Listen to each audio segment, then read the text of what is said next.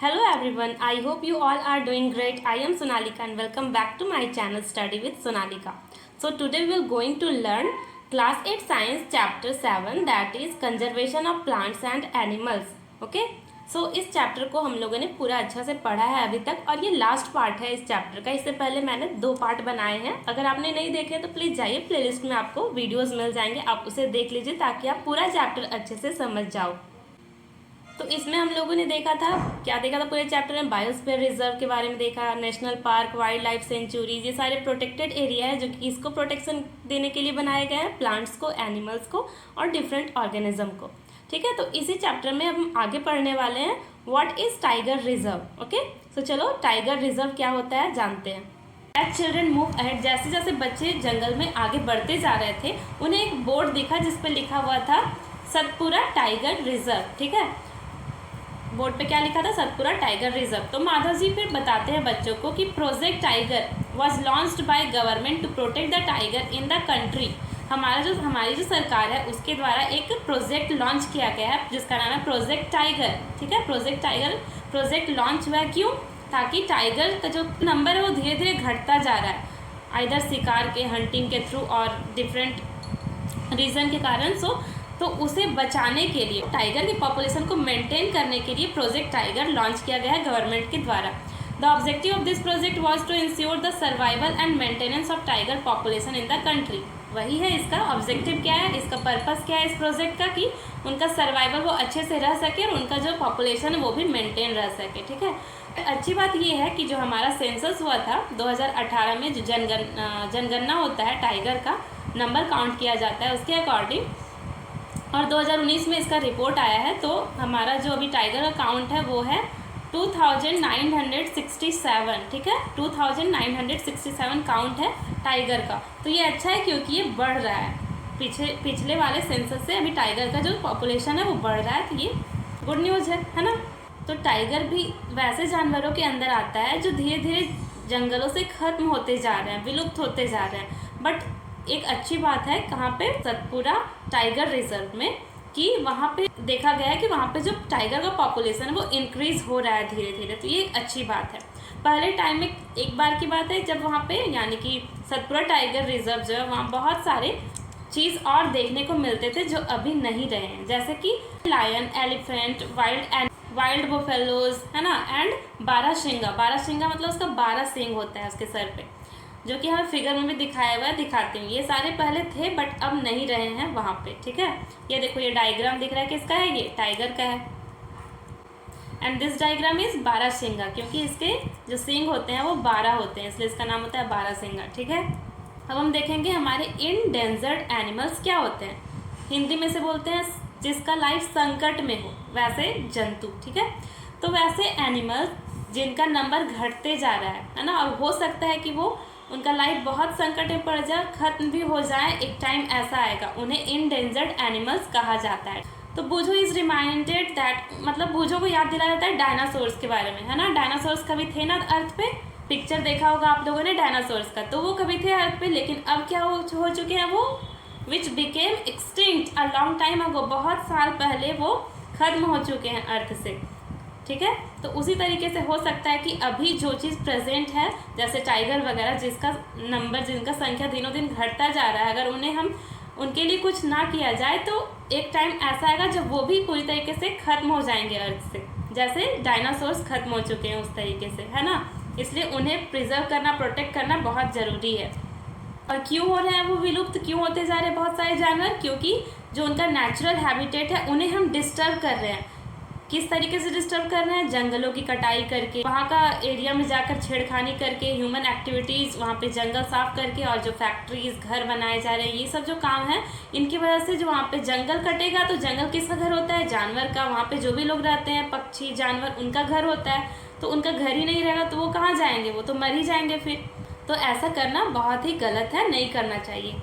सो wild life को और वहाँ पे जो भी प्लांट्स, एनिमल है, उन्हें प्रोटेक्ट करने के लिए जो जितने भी सारे नेशनल पार्क है हमारे कंट्री में, वहाँ पे बहुत ही स्ट्रिक्ट रूल इम्पोज किया गया है, लगाया गया है कि वहाँ पे कुछ ऐसे काम है जो कि आप नहीं कर सकते। कौन कौन से काम है जो हम नेशनल पार्क में नहीं कर सकते हैं? अगर आपने ऐसा कर दिया वहाँ जा कर के इन सारी चीज़ों में कुछ भी, जैसे कि ग्राजिंग, ठीक है, अपने जानवरों को वहाँ पे चरा नहीं सकते हो आप, पोचिंग नहीं कर सकते हो, हंटिंग शिकार नहीं कर सकते हो, कैप्चरिंग एनिमल को जाके वहाँ पे पकड़ नहीं सकते हो, और वहाँ पे जाके लकड़ी भी नहीं काट सकते हो, ना ही मेडिसिनल प्लांट्स आप ले सकते हो वहाँ से। ये सारा कुछ भी एक्टिविटी आप नहीं कर सकते हो। कहाँ? नेशनल पार्क्स में, ठीक है। कोई सा भी ह्यूमन एक्टिविटी वहाँ पे करना मना होता है। अगर ऐसा हमने किया तो हमें सज़ा हो सकता है, ठीक है, जो हमारा रूल और लॉ बना हुआ है उसके बेसिस पे। लेकिन पता है आपको, जो ये संकट है लाइफ का पूरी तरीके से ख़त्म होने का, ये सिर्फ बड़े एनिमल्स फेस नहीं कर रहे हैं, बड़ों से ज़्यादा जो छोटे ऑर्गेनिज्म हैं, जैसे छोटे कीट पतंग, सांप, छिपकली वगैरह, ये ज़्यादा फेस कर रहे हैं, ये ज़्यादा विलुप्त होते जा रहे हैं, ख़त्म होते जा रहे हैं, ठीक है। देखो एग्जाम्पल में क्या होता है कि हम लोग मार देते हैं ना हंटिंग के थ्रू, किसको? We kill snakes, frogs, lizards, फिर bats, owls ruthlessly without realising, मतलब जितना मन करता है, जो भी ज़रूरत होता है उस हिसाब से उन्हें मारते हैं, उनका शिकार करते हैं, बिना सोचे समझे कि उनका क्या इंपॉर्टेंस है हमारे ecosystem. By killing them we are harming ourselves. अगर हम उन्हें मार रहे हैं तो हम अपना ही नुकसान कर रहे हैं। कैसे? आपने पिछले क्लास में पढ़ा था, देखो अभी दिया हुआ है आगे। They might be small in size, ये हो सकता है कि देखने में छोटे रहते हैं, बट इनका जो रोल होता है हमारे इकोसिस्टम में वो इग्नोर नहीं किया जा सकता है, ठीक है। इनका role can not be ignored.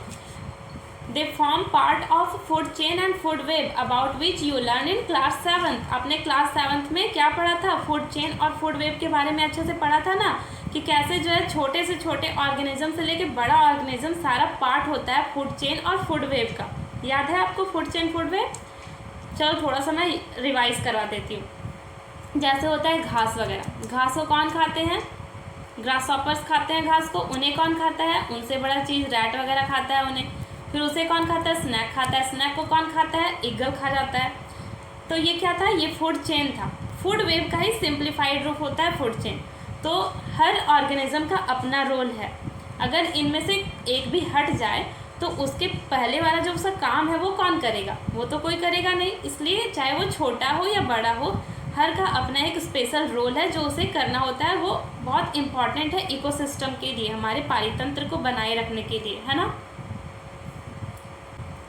अब देखो इकोसिस्टम के बारे में दिया हुआ है कि an ecosystem is made up of all plants, animals and micro organism in an area along with non living component such as climate, soil, river, deltas etcetera, है ना।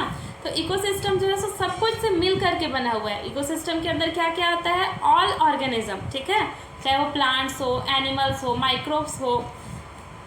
माइक्रो ऑर्गेनिज्म क्या होते हैं? बहुत ही छोटे छोटे जीव जिन्हें हम माइक्रोस्कोप की हेल्प से ही देख सकते हैं, जो हमने चैप्टर 2 में पढ़ा था। पूरा चैप्टर ही था माइक्रोब्स पे। अगर आपको याद नहीं है तो जाइए आप चैप्टर 2 का वीडियो देख लीजिए, आपको समझ में आ जाएगा। और वहाँ का सिर्फ लिविंग थिंग ही नहीं, इकोसिस्टम में नॉन लिविंग थिंग भी इंक्लूड रहते हैं, जैसे कि क्लाइमेट, ठीक है, क्लाइमेट कैसा है किसी भी एरिया का, सॉइल कैसा है वहाँ का, फिर रिवर डेल्टा जो बनते हैं वो कैसे है, सारा चीज़ मिलके इकोसिस्टम बनता है। Okay, now moving to our next topic that is red data book, ठीक है। तो क्या होता है red data book? Red data book एक वैसा बुक है जिसमें रिकॉर्ड रखा जाता है किसका? जो भी प्लांट्स और एनिमल, जो भी ऑर्गेनिज्म इंडेंजर्ड है। इंडेंजर्ड मतलब जिनका जीवन संकट में, या तो वो खत्म हो चुके हैं या फिर खत्म होने के कगार पे हैं, उनका रिकॉर्ड होता है, उनके नाम उसमें लिखे होते हैं, ठीक है, वो होता है रेड डाटा बुक। ये देखो, red data book is maintained internationally by an organisation, ठीक है। इंटरनेशनली मतलब पूरे वर्ल्ड का इसमें डाटा जो है रिकॉर्ड होता है, कि एक ऑर्गेनाइजेशन के द्वारा इसे हैंडल किया जाता है।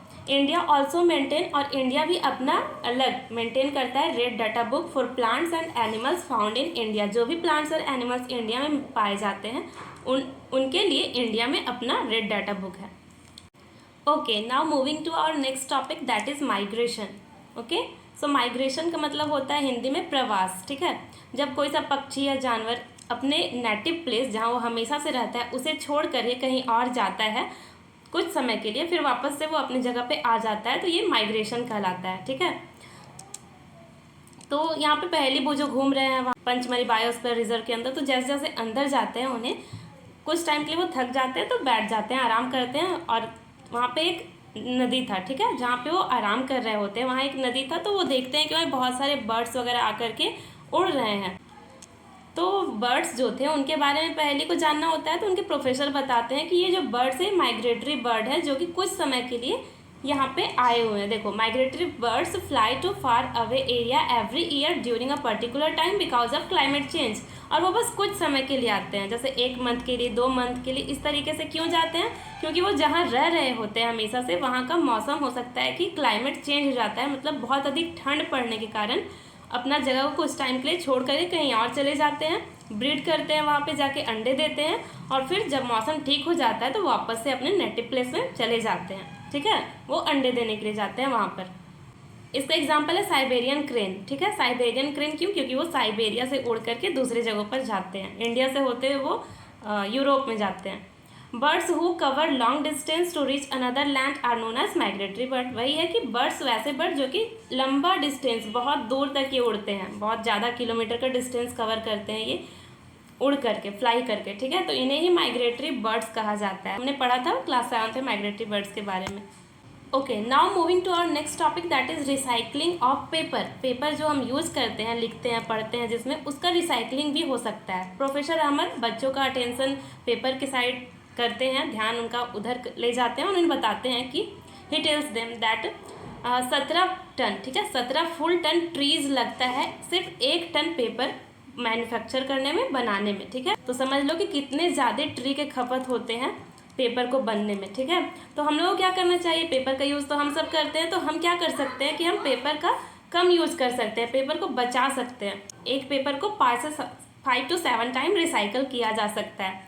और यहाँ पे दिया हुआ है कि अगर 5 पेज का यूज़ करते हैं एक दिन में, आप नोट्स बनाते हो ना, तो अगर आप 5 पेज लिखते हो तो आप अगर अपना लिखने का एफिशिएंसी कम करके, मतलब 4 ही पेज में अपना काम कर लो और 1 पेज अगर सेव कर लो, तो इस तरीके से अगर आप साल भर करते हो तो साल में आप बहुत सारे पेड़ को बचा सकते हो। अगर हम पेपर को बचाएंगे, पेपर किससे बनता है? पेड़ से बनता है, तो हम पेपर के बचाने से किसको सेव कर पाएंगे? बहुत सारे पेड़ों को बचा पाएंगे। So we should save, reuse used paper and recycle it. हम यूज के पेपर को सेव कर सकते हैं, यूज कर सकते हैं दोबारा से, और उसे रिसाइकल भी कर सकते हैं। By this we not only save trees but also save energy and water needed for manufacturing paper. और ऐसा करके हम सिर्फ पेड़ों को सेव नहीं कर पाएंगे, बल्कि इसके साथ हम एनर्जी, क्योंकि ये तो फैक्ट्री से बनते हैं तो, और बहुत ज़्यादा पानी लगता है पेपर के बनने में, तो पानी को ही बचाएंगे और एनर्जी को भी बचाएंगे। और साथ में जो हार्मफुल केमिकल का यूज होता है पेपर को बनाने में, उसका भी यूज़ रिड्यूस होगा, वो भी कम होगा। Okay, now moving to our next topic that is reforestation. So reforestation term का मतलब होता है पेड़ों को लगाना। ठीक है, डिफॉरेस्टेशन मतलब पेड़ों को काटना और रिफॉरेस्टेशन मतलब पेड़ों को लगाना। तो प्रोफेसर अहमद बच्चों से कहते हैं कि जो पेड़ों की कटाई हो रही है उसका बस एक ही रास्ता है उसे ठीक करने का, वो है पेड़ों को लगाना। जितना पेड़ हम काट रहे हैं, कम से कम उतना पेड़ तो हमें लगाना ही चाहिए, और ज़्यादा तो हम लगा ही सकते हैं। अब देखो, हम लोग क्या कर सकते हैं? We should plant at least as many trees we cut. ठीक है, reforestation can take place naturally also. और हम जो भी प्लांट किसी एक जगह पे लगाते हैं वो उसी स्पीसीज का होना चाहिए जो वहाँ पे पहले से प्रेजेंट था। काटने के बाद उसी स्पीसीज के प्लांट को उस एरिया में लगाना चाहिए। रिफॉरेस्टेशन नेचुरली भी होता है। अगर हम किसी लैंड को काट करके उसे अनडिस्टर्ब छोड़ दें, मतलब बाहर से कोई और एक्टिविटी वहाँ पे नहीं करे, तो वो खुद से रीस्टेब्लिश्ड हो जाता है, मतलब खुद से वहाँ पे अपने आप पेड़ उग जाते हैं नए नए। ठीक है, अगर हम चाहते हैं कि हमारा आने वाला फ्यूचर जनरेशन वो भी ग्रीनरी देखे, उन्हें भी पेड़ पौधे मिले अच्छे खासे, तो हमें क्या करना होगा? हमें ज़्यादा से ज़्यादा पेड़ों को लगाना होगा। इसके अलावा हमारे पास और कोई ऑप्शन है नहीं। ओके, सो यहाँ प्रोफेसर अहमद बता रहे हैं बच्चों को कि इंडिया, हमारे इंडिया में क्या है? India we have the forest conservation act. Act मतलब कानून बना हुआ है हमारे इंडिया में। ठीक है, फॉरेस्ट को कंजर्व करने का कानून बना हुआ है। This act is aimed at preservation and conservation. ठीक है, इसका काम क्या है? इसका मेन मकसद क्या है कि preservation and conservation of natural forest and meeting the basic need of the people living in और नियर द फॉरेस्ट। एक तो पहला इसका एम है कि कंजर्व करना और प्रिजर्व करना प्लांट्स और एनिमल्स को, और दूसरा एम है कि जो भी पीपल जंगल में या फिर जंगल के आसपास रहते हैं उनका बेसिक जो ज़रूरत है वो भी पूरा हो इसके थ्रू। ठीक है, तो इसके लिए एक्ट भी बनाए हुए हैं हमारे देश में। कुछ टाइम रेस्ट करने के बाद माधव जी बच्चों से क्या कहते हैं कि अब आप लोग वापस चलिए क्योंकि शाम हो रहा है, और जंगल में या फिर कोई सा भी बायोस्फीयर रिजर्व वगैरह में किसी को भी रात में या फिर शाम में रुकना वहाँ पे अलाउड नहीं होता है। तो फिर बच्चे बाहर आते हैं और माधव जी को थैंक्स करते हैं इतना अच्छा एक्सपीरियंस दिलाने के लिए, सब कुछ घुमाने के लिए, बताने के लिए। इसी के साथ ये जो पूरा चैप्टर कंप्लीट होता है। इतने सारे टर्म्स हमने जाने इस चैप्टर में, चलो एक बार देख लेते हैं। तो हम लोगों ने देखा प्रोजेक्ट टाइगर क्या होता है, फिर हम लोगों ने देखा था इंडेंजर्ड स्पीसीज और एनिमल्स क्या होते हैं, इकोसिस्टम के बारे में जाना, रेड डाटा बुक क्या होता है ये देखा हमने, माइग्रेशन जो माइग्रेटरी बर्ड्स वगैरह होते हैं उनके बारे में जाना, रिसाइकलिंग ऑफ पेपर हम कैसे कर सकते हैं, कैसे पेपर्स को बचा करके हम अपने पेड़ को बचा सकते हैं। और लास्ट में हमने देखा इन सारी चीज़ों का, यानी कि जंगलों की जो कटाई है उसका एक ही रास्ता है उसे ठीक करने का, मेंटेन करने का, दैट इज़ रिफॉरेस्टेशन, मतलब नए प्लांट्स को लगाना। तो इस चैप्टर में हमने बहुत सारे टर्म्स देखे, समझे। I hope this is clear to you all. अगर आपको कोई सारी प्रॉब्लम हो तो आप कमेंट में पूछ सकते हैं, ठीक है। और इसी के साथ हमारा चैप्टर फिनिश होता है। अगर आपको कंटेंट अच्छा लग रहा है तो प्लीज़ चैनल को लाइक कीजिए और दोस्तों के साथ भी शेयर कीजिए और सब्सक्राइब कीजिए ताकि आपको आने वाले अपकमिंग वीडियोज़ के नोटिफिकेशंस टाइम से मिलते रहे। Okay, thank you, thanks for watching.